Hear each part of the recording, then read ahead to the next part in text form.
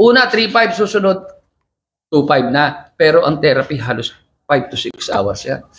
Kaya hindi, Sulit na. saka buong katawan. Bakit? Pag ito masakit, ito lumang nagka-problema. Alam yan, alam mo sumakit dito, alam mo yan. Baka may problema. Tawa nyo? Okay, nakita naman natin. Okay, sister.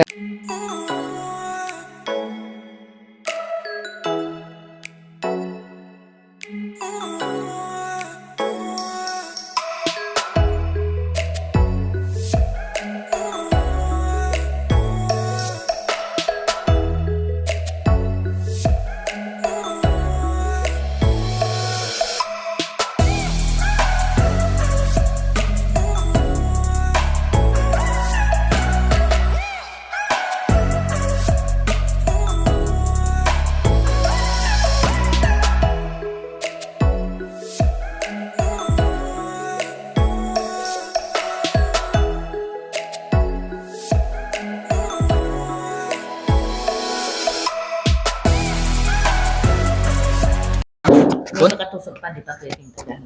Tingnan mo na, ako nang bahala ko dyan. Okay, magkakabahan. Unang session po natin, di ba? Opo. Oo. Ano ba ang health issue nyo? Yung ano nga lang, wala naman ako balak talagang kaya lang sabi na nito, Oo. magpagamot na rin ako kasi magkasama kami pumunta Oo. rito. Ay, tama Ay, naman. di sabi ko, di sige, kung may pera ka, di ko. Oo, sige, very good. Anyway, Ano muna? alam nyo dito, di ba ang stroke, tridor? Lahat yun eh. Pero dito hindi. 1 week bago kayo ma-stroke, mapipredict na namin yun. Although pwede rin ako ma-stroke kung magpapabaya ako, ha? Pero sa edad ko, nung magsi-69 na ako, awa ng Diyos, wala akong maintenance. Hindi ako nag-exercise. Malakas akong kumain. Halos 9 years na ako nagme-maintenance. Oh, yun. Tatanggalin natin yun. Okay ba sa inyo? Gusto nyo tanggalin yung maintenance? Aba, oo naman. Kung Hindi, tatanggalin talaga. Talagang tatanggal whether you like it or not. Kasi magtutuloy-tuloy yung manas nyo. Ha? pansin ko nga, pati dito kung Oo. malas na. Oo. Oh, yun. Oh, may sciatica. Sige, saan naman, saan sumasakit to? Saan yun? Yung sciatica sinasabi nyo, saan? Yung Sciatica, saan turo nyo? Saan masakit? Dito? balakas. Ito? Ito? Ito? Sapay na kagitna. Dito. Wala na. Wala, dito. Ito, wala pa king kulani? Wala naman, wala. Hindi, Minsan-minsan lang yan, nagkakaano ng kulani. Ito, wala. Ito, magkakakulani na kayo. Ha? Ha? Ito, wala sumasakit, ha? Ito, wala masakit? Bulsa na to, ha? Masakit ba bulsa? Hindi, bibiro lang ako. Pero, ang therapy dito, ibang klase. Kahit wala sinasabi niyong wala kayong sakit. Wala naman akong kasakit, eh. Wala akong maintenance, ha? Dito, hindi. Pag chinek namin yan. Bakit? Pag nagpa-check kayo sa doktor, saan kayo checkin? Dito, di ba? Yung dugo? Dito, Sabi nga ako doon kanina. Dito, checkin kayo, di ba? Nagpa-laboratory nga ako kanina. Tingnan nyo, ha? Nagpa-ultrasound. May tatanong ko sa inyo. Education to, may oras. Wala na eh. Wala nang pasyente eh. Minsan kasi hanggang ganitong oras, tambak pa eh. Kasi gusto ko i-video to, no? Pag chinek ba kayo rito, dugo, di ba? Nakuha natin, ang sinabi, ang ganda ng blood chemistry nyo. Accurate ba yun? Kayo magsabi. Sabihin sa akin, yung opinion nyo sa pagpalagay nyo. Hindi ko rin alam. Hindi nyo alam ha? Hindi accurate. Bakit? Dito lang ba ang dugo? Dito ba walang dugo? Sa paa? Dito ba walang dugo? Yun, umiikot yan. At ito, tandaan nyo, may sarili tayong doktor. Ang doktor natin, ang trabaho niya, sundin ko ano yung nasa Biblia. Kailangan magandang dugo para gumanda ang buhay, ang katawan. Nasa Biblia yan eh. Kaya yan, miniminti ng doktor natin, kulay-pula yan. Pero pag yan nag-itim, toxic na yan, laso na yan ha. Pag yan umitim, toxic na yan, laso na yan. Nandiyan stroke, cancer, high blood, diabetes, kung ano na, palpitation. Ang gagawin ng sarili natin, doktor, ibababa niya rin kasi organ natin nandito hanggang dito eh. Ibababa niya dito sa paa. Bakit niya ibababa? Wala namang organ dito eh. Baka sa bahay niyo kayo pag kumuha ng basura sa sala sa inyo dinadala. Kusina, di ba? Basurahan. Yan ang basurahan natin. Wala naman kasi dito. May bisita tayo, makakahiya eh. Parang ganun. Ilalagay. Pero pag hindi natin tinanggal yan, aapaw yan. Pag hindi nyo tinapon yung basura sa kusina, aapaw sa kahalayan. Ganun lang yun. At ang sarili natin, doktor, hindi unlimited yan, hindi forever. Kailangan tamang pag-alaga. Ano ang tamang pag-alaga yan? Prutas at gulay ang kakainin niyo. Paano yung karne? Pagkain yan, tama, para kung gusto natin lumakas. Hindi kumain ka karne, tapos nag-computer ka, nahiga ka, nakipagdaldalan ka, nanonood ng TV. Hindi, kailan pawisan ka riyan. Dahil pag hindi, magiging cholesterol yan, magiging uric acid. Ang uric acid is 90% mahigit ang dahilan kaya na-stroke ang tao. Bakit? Uric acid si bubog as in salamin, kristal, ano? Yan, pag tumakbo sa ugat mo yan, kakaskasin yan, yung ano nyo, ugat nyo. Kaya bawal magkaroon ng high blood pressure pagka marami, di ba? Kaya tatanggalin natin yan. Ha? Pati tatanggalin natin yung maintenance. Kung gusto nyo yun, okay sa inyo. Okay ba? Tanggalin natin? Siyempre. Siyempre, di ba? Pero pag sinabing tanggal, may konting sakripisyo. Oras, kasi hindi ganun kadali. Hindi 30 minutes, hindi 10 minutes. Meron 4 hanggang 5 oras. Pero sa edad yung yan, nasa 5. Hanggang sa aalisin na natin yung synthetic maintenance nyo. Di ba? Mas maganda, doktor, na nakarating kami siya ngayon. Kasi meron na nga namang naka-schedule kami na Oo. magpapa-lab test. Oo. Ibig sabihin, hindi na namin itutuloy yun, kundi nasa sa inyo na yan. Hindi, Dok. Oo. Hindi yung nasa sa amin. Mm. Dahil kumbaga sa kami, bagong kami na, ikaw na may hawak sa amin. Kaya, ang inano namin, Umaasa na lang sa kayo. kung yung yung ikakabuti namin, Sige. Oo. nasa sa inyo. Kasi kinasubukan namin na nasa sa kanila, gaya halimbawa nito, Oo. matagal na rin siyang nagano. Mapagamot, di ba? Oo. Ang tanong ko sa inyo, sa tagal yun nagpapagamot kung saan man yan, hindi ba chinek yung sa paa? Yan. Pinabayaan yun. Dok, posible kasi wala naman tayo, Dok, na gaya sa akin, Dok. Kaya lang natatiningnan yung pa ako nung mapilayan na. Oo. Di ba? Oo. Kasi Pero sa tingin nyo, dapat bating hindi? ngayon, kaya nga sabi, Yun lang nalaman. sabi ko nga gano'n na kanina, kaya dahil sabi niya, tutusok. Dahil ganito ng edad ko, ngayon ako nakaranas na tutusukin ang Oo. paa. Ang totoo, ako lang gumagawa ngayon. Tingnan nyo, ang tanong naman natin. Balik tayo kay Senator Juan Clavier, doktor yun. Season doktor yun, Tama. Pinakamagaling na doktor. Bakit niya inano yung PITAC? Ano ba yung PITAC? Alternative Healthcare. Bakit niya inano sa mga kapwa niya doktor na kailangan mag-aral? Anong dahilan kaya? Siyempre nakuha niya na mas maganda yun. Mas Idagdag. Oo, yung Dagdag kaalaman. kaalaman, oo. Dahil kulang. Dahil bakit kulang? Maraming hindi na-address ng mga mabibigat na sakit. Kasi may naalala ko noon, Dok. Nung nasa probinsya pa, si Dr. Oliva noon, graduate ng Harvard University. Mm. Pero pagka halimbawa may pasyente siya, bago naman niya bibigyan na resitahan, pupulsuan niya muna. Mhm. Sabi ko, Dok, ginagawa mo yan. Bakit? Ang tatay ko nung araw, number 1 na albularyo, yung mga dahon-dahon, balat-balat ng kao, yun ang inaano. Ba't ako hindi ko susundan yung kalukuhan lang dahil nakapag-aral kami. Yun. Yun ba namin. Kaya yun, Dok, ako naman nakakapulot ng kaunting mga dun sa naikukwento, naranasan ko, naitatanong ko, doon ako nakakapulot din. Kaya ngayon ako naman, parang natuwa ako kasi naka-schedule na nga naman gumastos kami. Kaya kanina sa kanya, nakapagbitaw na naman siya ng, kung yun ba yung bawa, dito na, di nakatipid-tipid kami. Dito, nakita nyo, may pinakita ko isa sako yung synthetic, di ba? Ano yun, mabigat na ospital yun. At pinsan niyo yung director doon. Pero ba't sa akin? Ako nyo? Kaya nga ako, Dok, kaya nasabi ko sa iyo. At saka may testimonial kami, di ba? Kaya ako, Dok, sabi ko nga sa iyo, bakit lagi ko nakapanood yung mo sa Facebook? Tapos nakita ko yung ganun na ganun. Parang ako yun. Ngayon ganito, ako naman hindi siya nagmamarunong. Marami naman nag-iisip niya. Baka naman yung mga magagaling na doktor, yung ginagawa ko, may katwiran, hindi maganda yan, ito maganda. Yun. Kayo na magde-decide. Di ba? Tama yun, tama yun.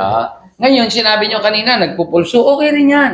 Pero hindi ultimate yan. Hindi pa, kasi sa 45 years ko, dinaanan ko, pinupulso ko yun dito, pinupulso ko yan, bumabasa ako mata, merong mas, ito na yung ginagawa ko sila. Direct to the point na, wala nang paliwili. Kasi yung sinasabi naman nung doktor, nung panahon na yun, hindi pa masyadong maraming Oo. doktor. Hindi yung mga tinatawag na albularyo pa. Yun ang pinagtulungan niya, yung pinag-aralan niya, at saka yung experience. So maganda, magaling yun. Kaya na, Hindi ma-ego. Oo. Sabi ko, Dok, hindi.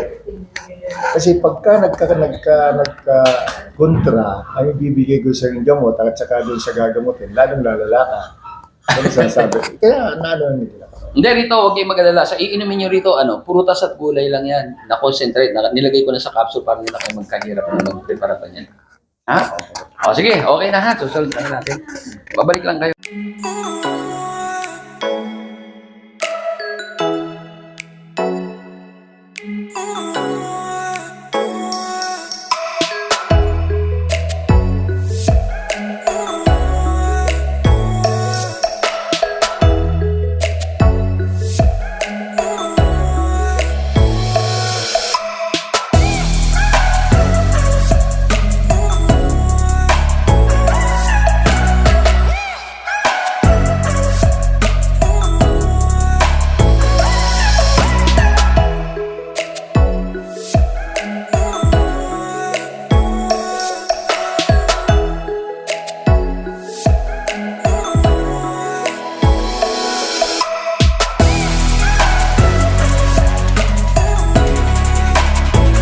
Sipon pa lang, spray nyo. Sino sinisipon dito?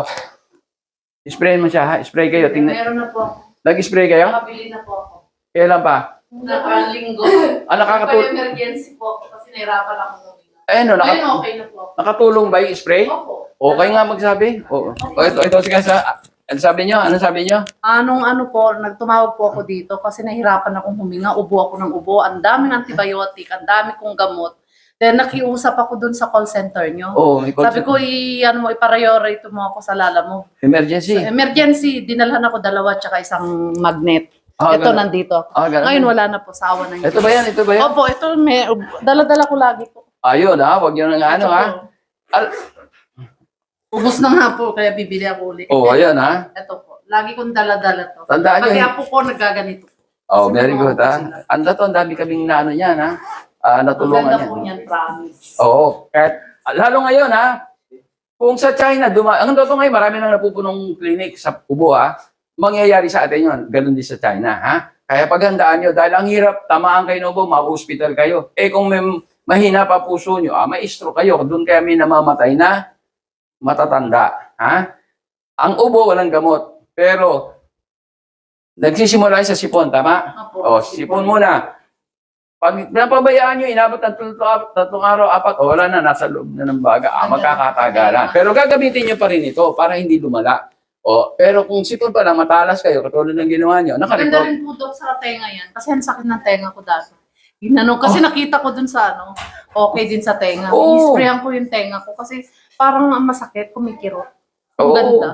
Hindi lang kasi ito, ang dati pangalan nito, o multipurpose spray ha. Yung iba alam nyo, kaya sa Las Vegas nagkaroon akong dealer sa Amerika. Yung mga nurse ng Pilipina, sabi ko dun sa dealer ko, ang dealer ko nasa may Quezon City, bakit pa nadala mo sa Las Vegas? May dealer tayo ron, bakit lumakas? Di ba lakas ang COVID? Hindi. Alam mo kung saan? UTI. Ang dealer daw yun, nurse. Nagkaroon ng UTI, kung ano na ininom, ito inispray sa puwerta. Ayun na isa, kaya doon sila ay maraming nurse, malaking ospital. Ayan, kaya hindi lang yun sinabi sa tenga, kaya dinugtong ko na, ha? Ito, alam nyo kung ano yung laban nito? Kung ano yung ginagamit ng ating katawan, sa loob ng ating katawan na pamatay sa virus at bakterya panlaban. Ano yun? Zinc at ano pa? H2O2. Pero wala naman po akong ubo, wala akong ubo. Umina kasi parang nahihilo lang ako. Ay, hindi. Pag sa pag-therapy tayo, yung hilo-hilo, makatutulungan kayo sa therapy. Ibig sabihin nun, may problema yung dugo nyo, yung oxygen, ha? Nakakaano. O, mahina ba kayo minom tubig? Medyo... Mahina. O, dadamihan nyo, ha? Tapos mag-therapy kayo, ha? Okay, mababawasan na. Yung karanasan ko dito sa magnet na to, pero bago ko naalala to, galing na kami dito noon eh. Diba, nagpaano na kami. Oo, nagano na. So, gumanda pa ganun, pati yung likod ko, yung sa likod ko, hanggang ganun, wala na eh. Hindi, wala. Ayos na siya. So, ito lang ngayon, bibiyahin na kami ng Mindanao. Yung aeroplano, habang umakyat yan, may pressure yan. Nahirapan ako huminga. Naranasan niyo ba yung pag huminga, parang may tumutusok sa... Sa akin, lumalala siya ng lumalala. Hindi na ako nagpalata sa magulang ko. Parang kumukulo, parang may gumagano habang huminga ako. Medyo matagal, pinabayaan ko lang kasi minsan nawawala, di ba? Hindi, lorong lumalala. Sabi ko, naalala ko yung dugo. Malapot siguro dugo ko. Oh, yun, dumapot, di ba? Eh, nandito rin sa akin yung bagong ganyan. Kinuha ko magnet. Nagpatapat ko siguro 2 to 3 seconds. Ang luwag ng hininga ko, sabi ko, grabe to. Naalala ko lang sa salamat talaga sa kay Kamay talaga. The best. Dun sa may kinalaman ito sa number 2, ano, yung kaninang slide na pinakita namin sa inyo, na yung sa dugo, yun ang pinag-usayan. Kapag acidic ang ating katawan, ibig sabihin kulang sa oxygen, napaplat ang tao. Kung titingnan niyo yung first picture nito, alkaline yan. Yung sako ang titingnan niyo, yung pitsol, yung sako, tingnan pantay. Pero doon sa acidic, nakita niyo, umaano sa taas kapag nilagyan ng magnet. Diba? Kanina sabi ko, gagamitan natin ng magnet. Ito, calibrated magnet ito ha. Huwag kayong basta gagamit ng magnet. Dahil ang magnet, nakakabuti, nakakasama. Tandaan nyo, ang dugo natin ay bakal. Kapag gumamit kayo ng magnet na hindi calibrated, pwedeng hihigupin yung dugo nyo at nakatulog kayo, pwedeng mahirapan kayo huminga at baka atakihin pa kayo. Ito, kahit gamitin nyo ng 24 hours, 7 times a week o 365 a year, days. O wala kayong problema dahil ito kinalibrate ko. Kaya ingat kayo, ito, calibrated ito. Ang tawag na calibrated magnet. Pag ito acidic kayo, inilagay nyo sa katawan nyo rin, nilagay mo rito, alkaline ka, hindi liliit yung sakong mo, di magpa. Pero pag nilipat mo rito at nilagay yung acidic ito, lalo masakit ang ulo, makita nyo, magbabago. Kung titingnan nyo yung first picture, alkaline yan. Yung second, acidic, medyo tumataas na. Pero yung kondisyon, ang kadalasan, wala pang sakit dyan. Acidic lang. Tandaan nyo, ang tao, 3 taon bago magkasakit, acidic ang 3 taon, more or less, Depende sa katawan ng tao. Pero pag yan na inabot na ng 3 taon na acidic, dumami na ang bakterya. O, di pwedeng high blood ka, hypertension, diabetes, kung ano-ano pa. O baka may tumor ka. O, kaya iingatan natin. Kaya itong magnet ito, malaking bagay ito pag marunong kayong gumamit. Dahil ito, kayo na mismo magiging doktor sa sarili, kayo mag-i-scan kung may problema sa katawan nyo. Dahil pag ito inalagay nyo kung saan ang acidic ng katawan nyo, ay madidetect, iikli kayo. Kung hindi naman kayo umikli, pantay ang sakong nyo, alkaline yun.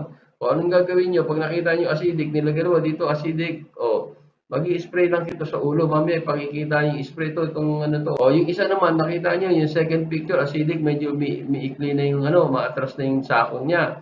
O wala pang sakit yan.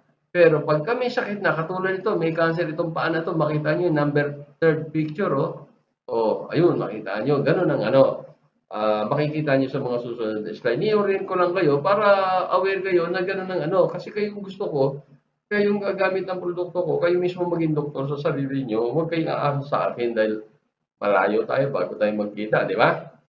Ano yung mukha niya, ha? O, ayan yung may cervical cancer. Ano pangalan mo? Almira Castro. Almira Castro. O, sige, tingnan natin, Ando na yung O, tingnan natin. Ang tao umuurong kapag may sakit, lalo may cancer. Tingnan niyo yung paa. Di ba? Ito, pumasok ito, hinatak ito. Makita nyo? O. Okay, gagawin natin. I-spray natin kung ano may spray. Spray sa ulo, ha? Alisin mo na yung magnet. Okay. Tingnan natin, kung magre-response yan, Pero pagka nagaganyan ako, umuukay ang pakiramdam ko. Kaya may ganito kasi. Importante yan, Yan, sige. Okay.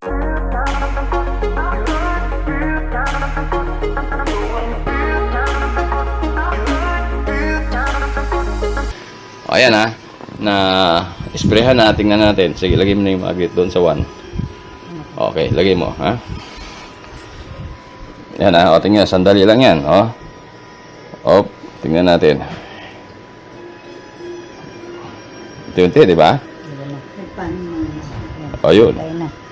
Magantay na, di ba? Nangawit lang ako Bigat ng paunting. di ba?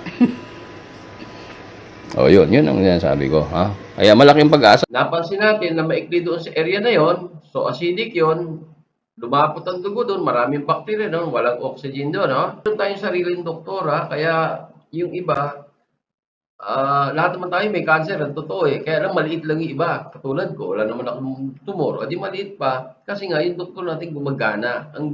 Ang ginagawa niyan, anytime na nagdidikit-dikit, nag-acidic, malakas ang doktor ko, iwa-hiwalay niya para dumalo yung dugo, nutrients, oxygen, matanggal yung basura. Ngayon, ang bakterya sa atin, pag yan acidic, maraming bakterya, lumalaki yan. Kaya lumalaki yung worker yan, parang construction na dumadami ang bakterya. Lumalaki ang construction, yung building, ganun din sa katawan natin. Dahil ang bakterya sa atin, bad bacteria anaerobic, kinakain yan acidic. Kung acidic, dadami nga sila. Ngayon, nakalas-kalas natin, na-deliver yung oxygen, ayaw ng bad bacteria, yung oxygen, yung anaerobic. O ano mangyayari, ihinto ang paglaki, maaaring huminto, o lumaki man dahan-dahan dahil may bakterya pa doon sa loob, may pagkain pa sila. Yung alkaline o yung oxygen, hindi nila pagkain yan, aalis sila yan. So, nakuha nyo na. O, yun ang importante. At tandaan nyo, ang tao, bago magkasakit, ay mga more or less, sa estimate, mga 3 taon by acidic, high blood, diabetes, etc. Ha? Okay. O, pag-uusapan naman natin tungkol sa cellphone, yung radiation nito. Alam lahat ng tao na ang cellphone, masama ang radiation nito. Ang totoo nga nito, sa lalaki, pagka inilagay mo sa tabi sa bulsa mo yan, base sa maraming pagsisiyasat ng mga eksperto yan, nababawasan ng sperm count o nanghihina. Talagang nakaka-apekto. Marami ng mga bata, nagsisisure, etc. So, marami nakakaalam, masama ito. Pero ang hindi nila alam, gaano kasama at paano naging masama. Ito, ibibigay ko sa inyo yung detalye. No? Ito, invention ko ito. Yan, yung Android na yan. Kung nakikita, nilagay ko to, cellphone ko to, nilagay ko rito. No? Tingnan nyo.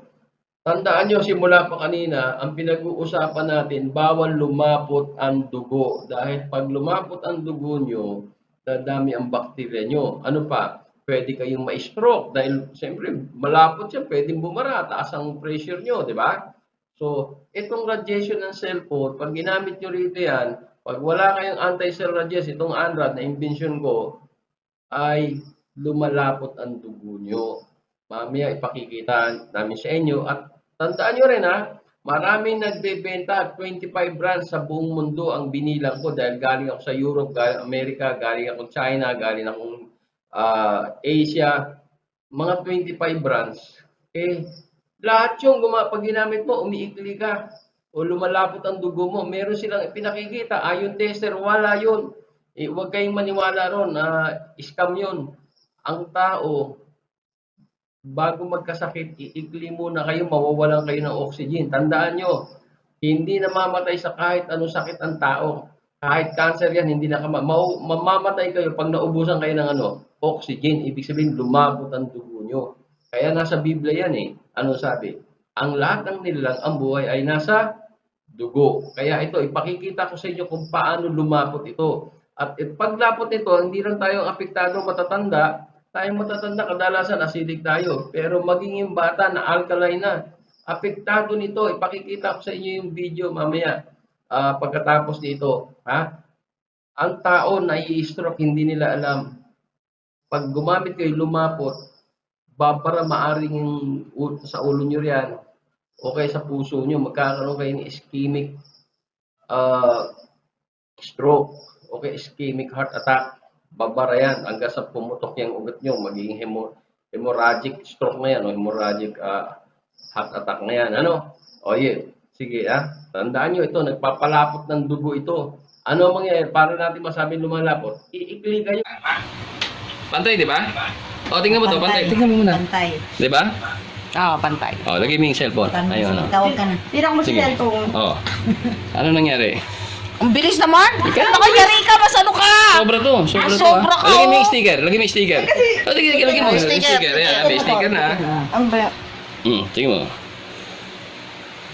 Oh, ang bilis. Pumapantay, di ba? Mas addict ka sa cellphone kaysa sa akin. Sige. Ipakita mo paano pagtanggal. Tingnan mo sa kanya. Tanggalin. Tanggalin ha. Sige, tanggal mo yung sticker. Yan. Tinanggal na ha. Tingnan mo. Wow, Lagay mo ulit. Lagay mo. Pakita mo sa kanya habang nilalagay. Asama yun. Tingnan mo kung yung tuwak nga na. Di ba? Sige. Tingnan mo. Sige. Dali. Magpapantay na. Ayan na. Yung patay na. Tanggalin mo ulit. Isa pa. Tanggalin. Isa na lang. O, lagyan mo ulit. Nakita mo, di ba? O, yun. Lagyan na ulit, ha? O. Yari ka, Ayan. mas adik ka sa cellphone. Nakita mo? Masyado kang allergic. Hindi, pareho kayo. Hindi, ako mabagal siya, mabilis. Siya, o lumapot yung dugo niya sa ulo, matanda yun. Kadalasan, matanda. Acidic yan eh. Pero yung bata, hindi. Natural alkaline yan. Hanggang 18 years old yan, 15 years old. Basta tama lang yung pagkain. Malusog yung bata. Pero tingnan mo, kung paano siya maapektuhan. Alam niyo ba na ang bata, pagka nag-aaral, kailangan ng maraming oxygen yan. Pag gumamit yan, makita nyo, tingnan nyo bumabagal ang ang pagkatuto ng na ihirapan matuto ang bata dahil nga kulang sa oxygen dahil gumamit ng cellphone. Bago pumasok sa eskwela, gamit ng cellphone. O nasa eskwelahan, gamit ng cellphone. O magre-review, ganun din. Sayang, mamaya ipakikita ko sa inyo kung ano ang nasusunod na video na ito. Naman, di ba? Pantay siya, di ba? O, pantay, di ba? O, gamitin mo. Ito. Ayan. Okay, gamitin mo. Ligay sa Kasi, tenga. kunyari nakipag-usap ka. Ligay mo lang sa tenga. Lagay mo kunyari nakipag-usap ka. Lagay sa tenga. O, tingnan nyo, ha? O, ano nangyari? Relax. Nakita nyo, di ba? Lumiit, o. Tanggalin mo.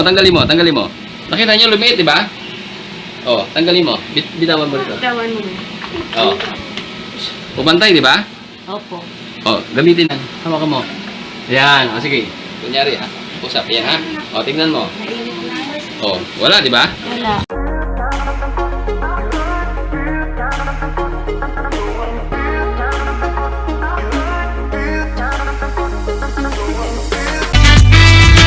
Ilang mga natatanging Pinoy sa bansa ginawaran ng pagkilala sa katatapos lang na Bravo Philippine Awards na ginanap sa Manila Hotel. Basta binigyang pagkilala yung Pinoy inventor na si Ismael Aviso Sr. bilang Inventor of the Year at kanyang anak na young entrepreneur na ginawaran ng Excellence in Business. First of all, I'm very thankful na binigyan tayo ng pagkakataon ni Bravo Filipino na maging part of awardee of this year to be Excellence in Business. So I'm very happy na nakasali yung business namin dito. Nagpapasalamat ako maraming. Una sa Diyos, siyempre. Pangalawa, sa mga organizer nito, nakilala nila yan. Lalo-lalo na sa panahon ng pandemic.